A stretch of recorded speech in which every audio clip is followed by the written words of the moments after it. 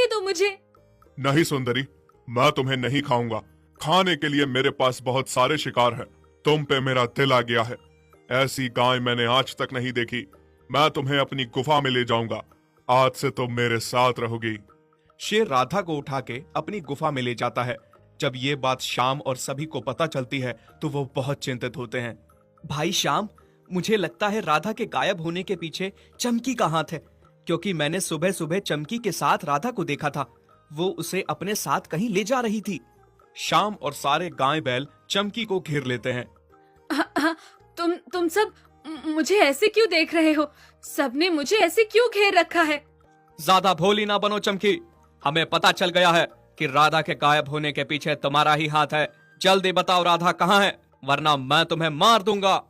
हाँ हाँ बताओ कहाँ है राधा, वरना बिना वजह मारी जाओगी। बताती हो या फिर दूसरा तरीका अपनाए? चमकी श्याम और सबको बताती है कि वो राधा को दूसरे जंगल में धोखे से छोड़ आई है, ताकि वहाँ उसे शेर खा जाए, क्योंकि चमकी श्याम से बहुत प्यार करती है, इसीलिए उसने ऐसा किया। मुझे माफ कर दो, मुझसे बहुत बड़ी गलती हो गई। राधा, अब मैं क्या करूं? पता नहीं तुम जिंदा भी हो अभी तक या नहीं। नहीं श्याम, तुम ऐसा ना सोचो। मैं अभी अभी देख के आई हूँ। शेर ने राधा को अपनी गुफा में कैद करके रखा है। राधा जिंदा है। मैं अपनी आंखों से देख के आ रही हूँ। क्या तुम सच कह रही हो? बिल्कुल सच कह रही हूँ। हिम्मत रखो श्याम, सब ठीक हो जाएगा। ऐसे कुछ ठीक नहीं होने वाला है। मैं राधा को वापस लेने शेर की गुफा में जाऊंगा। क्या? पर कैसे?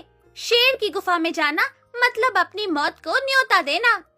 हाँ श्याम, तुम कैसे जाओगे शेर की गुफा में?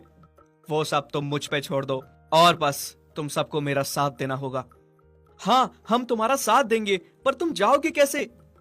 श्याम शेर की खाल लगा के दूसरे जंगल में राधा को लेने जाता है और सभी को समझा देता है कि करना क्या है। उधर शेर राधा को हरी हरी घास खाने को देता है, पर राधा के गले से एक भी निवाला नहीं उतरता। वो बहुत उदास थी और रोए जा रही थी कि पता नहीं वो कभी श्याम के पास वापस जा पाएगी या नहीं। इधर श्याम शेर की खाल में शेर की गुफा के बाहर मरे हुए खरगोश का शिकार करने का नाटक करता है। हैं? कौन है मेरी गुफा के बाहर? शेर बाहर आके देखता है कि कोई दूसरा शेर खरगोश का शिकार कर रहा है। कौन हो तुम? आज तक तो यहाँ तुम्हें नहीं देखा। इस जंगल का एक ही शेर राजा है और वो हूँ मैं। फिर तुमने यहाँ आने की हिम्मत कैसे की? नहीं नहीं मालिक, मैं भला एक मामूली और कमजोर सा शेर। आपके आगे मेरी क्या औकात। आप तो बड़े दयावान बलवान हैं। आपके किस्से दूर दूर तक सुने हैं। शेर अपनी तारीफ सुन के बहुत खुश हो जाता है।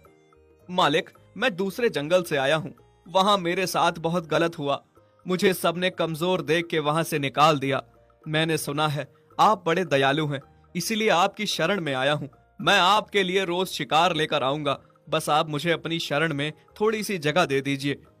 शेर अपनी तारीफ किसी दूसरे शेर के मुंह से सुन के बहुत खुश था। वो उसे अपनी गुफा में रहने की इजाजत दे देता है। फिर रात में जब शेर शाम का लाया हुआ शिकार खरगोश खाने लगता है। ये लो, थोड़ा सा तुम भी खा लो। नहीं नहीं मालिक, मुझे अभी भूख नहीं है, मैं बाद में खा लूंगा। ठीक है, तुम्हारी मर्जी, मत खाओ। जैसे ही रात को शेर सो जाता है, शाम मौका पाते ही राधा के पास जाता है, पर राधा उससे डर जाती है कि शायद कोई दूसरा शेर उसे खाने आया है। मुझे मत खाओ, छोड़ दो मुझे। चुप करो राधा, शेर जाग जाएगा। मैं तुम्हारा शाम हूँ, शेर की खाल में। शाम खाल उतार के फेंक देता है और राधा शाम को देख के खुशी से पागल हो जाती है और खुशी से शाम को गले लगा लेती है। अच्छा, तो मेरे साथ धोखा? शेर की खाल में एक बैल? मुझे बेवकूफ समझ रखा है क्या? मैं तो तभी समझ गया था जब तुमने खरगोश का मांस खाने से इनकार किया था, क्योंकि कोई भी सामने आया हुआ शिकार नहीं छोड़ सकता। तुमने यहाँ आने की हिम्मत तो कर ली, पर अब वापस नहीं जाओगे। अरे ओ कायर शेर, अगर हिम्मत है तो पकड़ के दिखा। तेरी इतनी हिम्मत कि तू एक शेर को ललकार रहा है? भागो राधा। शेर राधा और शाम के पीछे खूब भागता है, पर शाम शेर को ठीक उसी जगह ले जाता है जहां उसने बाकी जानवरों को बुला रखा होता है। सारे जानवर एक जगह इकट्ठा होते हैं। तभी शेर राधा और शाम के पीछे भागते भागते एक गहरे गड्ढे में गिर जाता है, जो गड्ढा सारे जानवरों ने मिलकर शेर के लिए खोदा होता है। शेर उसमें गिर जाता है